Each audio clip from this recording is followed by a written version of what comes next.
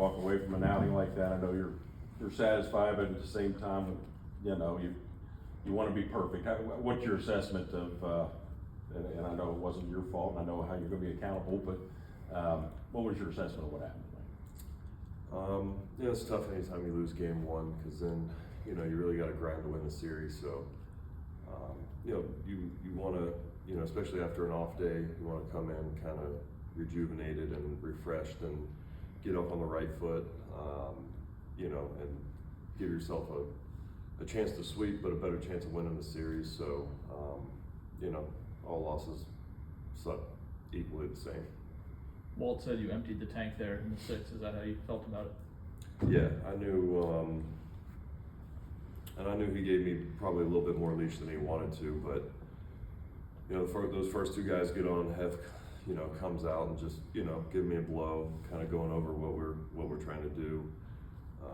You know, I get the first guy, I kind of took a peek back there and saw where my pitch count was. You know, once I got the second guy, I was like, man, I really feel like I was kind of rolling there. So, you know, I'm aware of those situations sometimes and know when it's, you know, kind of time to not really hold anything back. Walt says you've earned that. You get to tell him when you're done, and he watches you empty the tank, and it's a beautiful thing that everybody else gets to see. What's it like playing for him? No, I definitely appreciate that, and that's just being a pro manager. Honestly, I think that's, you know, how do I say this the right way? I don't want to call it a lost art, but, you know, when I first got to the big leagues, it was more of like, hey, let's watch the pitcher, let's not watch the pitch count. And I think he does a good job of that. You know, I was, what I throw, 108. You know, I still felt pretty good coming out of there. And I think some of my best pitches were after 100 pitches. So, and there's other days, you know, I get to, you know, 87, 92, 94, whatever it is. And, you know, so I definitely appreciate him, you know, giving me that and, you know, saying that I've earned it, because, you know, that's definitely his call. You know, as a pitcher, there's a balance between turning it up, making it wild, may overthrow.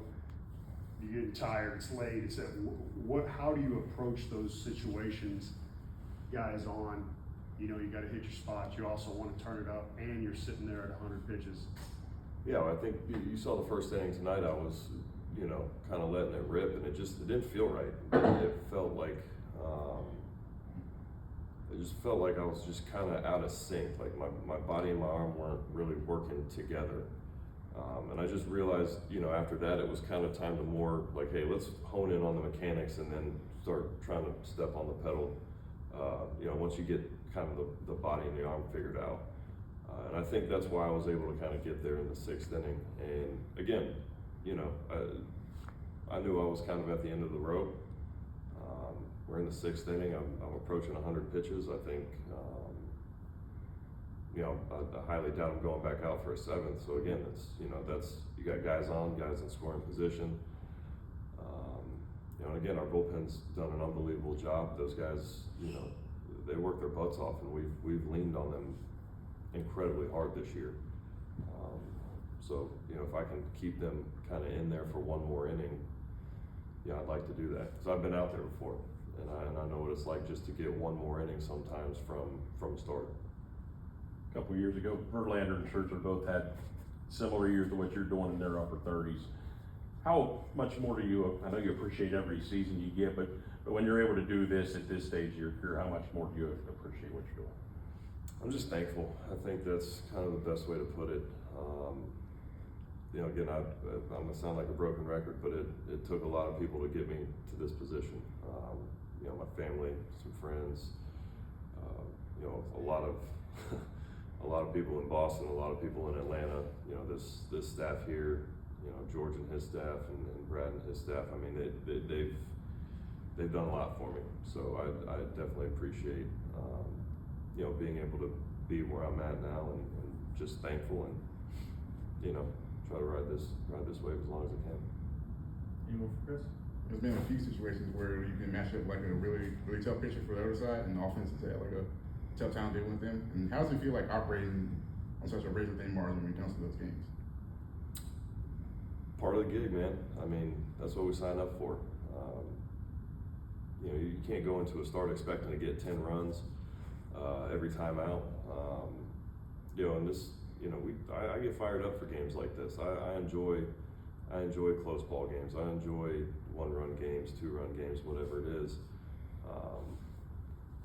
You know, that's, you kind of find out where you're at there.